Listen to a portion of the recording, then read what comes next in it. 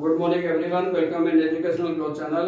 Today in this session we are going to learn AP Board Class 9 poem No Men Are Foreign, which is composed by James Kirkup. ये बहुत ही सुंदर कविता है, बहुत ही सुंदर संदेश है। तो कवि ये संदेश देना चाह रहे हैं कि इस संसार में, इस पृथ्वी पर जो भी रह रहे हैं, ऑल ह्यूमन बीइंग, कोई भी पराया नहीं है, कोई भी विदेशी नहीं है। जैसे फॉरेन का मतलब होता है कि जैसे हम कह देते हैं कि अपने देश का रहने वाला नहीं है तो उसको फॉरेनर्स कह देते हैं, मतलब विदेश में रहने वाला।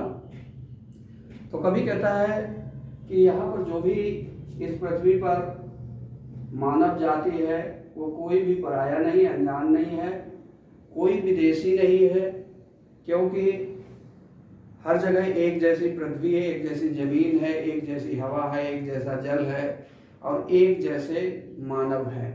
वीडियो के अंत तक बने रहिएगा। बड़े ही आसान शब्दों में हिंदी व्याख्या सीखेंगे स्टैंजा वाइज। तो आइए स्टार्ट करते हैं। फर्स्ट स्टैंजा है, remember no man are strange, no countries foreign, beneath all uniforms a single body breathes, like ours the land our brothers walk upon is earth like this in which we all shall lie। अब यहाँ पर कवि कहते हैं कि remember, याद रखो, no man are strange. Strange means होता है अनजान, अपरिचित, जिसके बारे में हम कुछ नहीं जानते हैं। तो कभी कहते हैं कि नो मैन आर स्ट्रेंज, की कोई भी व्यक्ति जो है वो अनजान नहीं है या अपरिचित नहीं है। नो कंट्रीज फॉरेन, और कोई भी देश विदेश नहीं है।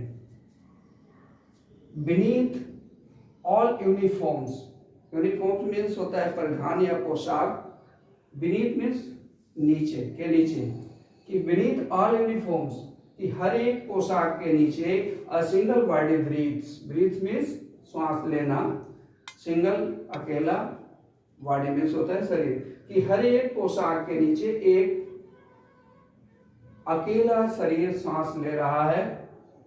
Like ours the land our brothers walk upon, like ours, की हमारे जैसे, the land our brothers walk upon, कि वो पृथ्वी हमारे जैसे ही है जिस पर हमारे भाई लोग क्या करते हैं, चलते हैं। इस अर्थ लाइक दिस, और वो सेम इसी तरह है, इन विच वी ऑल शैल लाई, कि जिनमें हम सभी लोग एक ना एक दिन दफनाए जाएंगे। लाई मीन्स मतलब जब व्यक्ति डेड हो जाता है तो उसको क्या किया जाता है, दफनाया जाता है। वैसे कभी कहता है कि एक ही पृथ्वी है जिसमें हम सभी को एक ना एक दिन दबाया जाएगा या दफनाया जाएगा या बरीड किया जाएगा। तो आइए सेकंड स्टैंजा देखते हैं। They too aware of sun and air and water और fed by peaceful harvests, by wars long winters starve, their hands are ours and in their lines we read a labor not different from our own। अब कभी कहते हैं कि दे to, कि वे लोग भी जो दूसरी जगह रह रहे हैं, अवेयर ऑफ सन, कि सूरज के बारे में वो भी जागरूक है, सूर्य के बारे में वो भी जानते हैं। एंड एयर एंड वाटर, और जल और हवा के बारे में भी जानते हैं। और fed by peaceful harvest, harvest means होता है फसल, पीसफुल मतलब शांत, और फेड मीन्स मतलब भरा जाना या सिंचित होना। और फेड बाय पीसफुल हार्वेस्ट, और वो लोग भी एक शांत फसल से सिंचित होते हैं या जीवन यापन करते हैं। By wars long winters starve, और सर्दी के शीत में भूखे मरते हैं। Their hands are ours and in their lines we read, और उनके हाथ जो है वो हमारे हैं। इससे आशय है कि हमारे जैसे ही है, सेम हमारी तरह है, उनके हाथ भी हैं। And in their lines we read, और जिनमें हम क्या करते हैं कि हस्तरेखाओं को पढ़ते हैं। A labour not different from our own, और वो जो परिश्रम करते हैं, मेहनत करते हैं, वो भी हमसे अलग नहीं है, वो भी हमारे जैसे ही मेहनत करते हैं, परिश्रम करते हैं। नेक्स्ट स्टेंजा देखते हैं। Remember they have eyes like ours that wake or और sleep and strength that can be born by love in every land is common life that all can recognize and understand। अब कभी कहते हैं remember याद रखो, दे have eyes like hours, कि उनकी भी आंखें हैं, दैट वेक जो जागती हैं, और स्लीप या सोती हैं, एंड स्ट्रेंथ, स्ट्रेंथ मीन्स होता है शक्ति, पावर, ताकत, दैट कैन बी बोर्न, और शक्ति जो है जिसको हम जीत सकते हैं, बाय लव यानी प्रेम के द्वारा। In every land is common life, और प्रत्येक जगह, हर एक जगह पर क्या है कि एक जैसा जीवन है, कॉमन लाइफ है। That all can recognise understand, और जिसको सभी पहचान भी सकते हैं और समझ भी सकते हैं।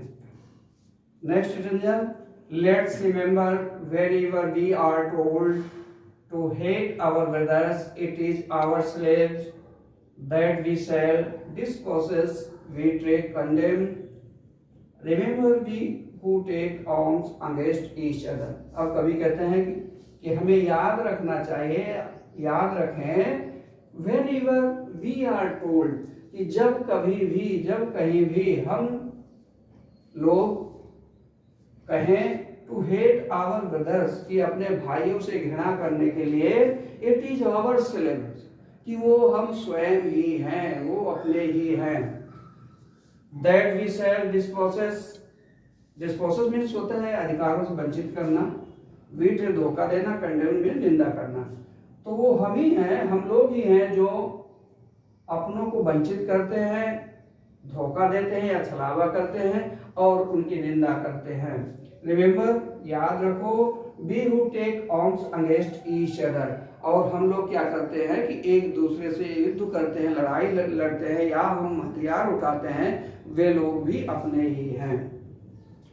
Last stanza, it is the human earth that we delight our health of fire and dust outrage the innocence of fear that is everywhere our own, remember no man or foreign and no countries strange। अब कभी कहते हैं कि it is the human earth that we delight, कि ये जो पृथ्वी जो है ये मानव जगत की है, मानव जात की है, और that we delight, delight means क्या होता है, कलुषित करना, दूषित करना, और जिसको हम क्या करते हैं, दूषित करते हैं या कलुषित करते हैं, क्योंकि एक दूसरे से जब हम घृणा करते हैं। आवर हेल्थ ऑफ फायर, ये हमारे नरक की आग, एंड डस्ट ऑट्रेज द इनोसेंस, और हम लोग क्या करते हैं कि पवित्रता को भंग करते हैं। ऑफ एयर हवा, that is everywhere our own, और जो हवा जो है, जो हर जगह पाई जाती है, सर्वत्र है, वो हमारे स्वयं की है या अपनी ही है। Remember no man are foreign and no countries stand, तो याद रखो कोई भी पराया नहीं है, कोई भी विदेशी नहीं है, और कोई भी देश विदेश नहीं है। तो आइए डिफिकल्ट वर्ड्स मीनिंग देखते हैं। स्ट्रेंज, स्ट्रेंज मीन्स होता है अनजान या अपरिचित, फॉरेन मीन्स विदेशी या पराया, बीनीथ मतलब होता है कि नीचे, रिकॉग्नाइज मीन्स होता है पहचानना, डिस्पोसेस वंचित करना, बीट्रे धोखा देना, कंडेम निंदा करना, डिलाइट दूषित करते हैं, हेल नरक, ऑट्रेज द इनोसेंस पवित्रता भंग करते हैं। तो इस तरीके से हम लोगों ने स्टेंजा वाइज हिंदी व्याख्या सीखा, डिफिकल्ट वर्ड्स के मीनिंग और प्रोनाउंसिएशन सीखे। तो कहाँ तक आप लोगों ने इस कविता को समझा है, कहाँ तक सीखा है, कमेंट के माध्यम से बताएंगे, जैसे कि हम दोबारा समझाने का प्रयास करेंगे। तो सभी लोग कमेंट बॉक्स में कमेंट पिन अप करेंगे, जो वर्ड आया है स्ट्रेंथ, इसका हिंदी मीनिंग क्या होता है। अगर आपको ये वीडियो अच्छा लगा तो लाइक, शेयर, कमेंट, सब्सक्राइब अवश्य कीजिएगा। ऐसे ही वीडियो देखने के लिए जुड़े रहिए एजुकेशनल ग्रोथ चैनल से, और इस प्रकार के वीडियो मैं आप लोगों के लिए हमेशा लाता रहता हूं। तो इस सेशन में इतना ही, अगले सेशन में नेक्स्ट वीडियो के साथ फिर मिलते हैं। जय हिंद, जय भारत।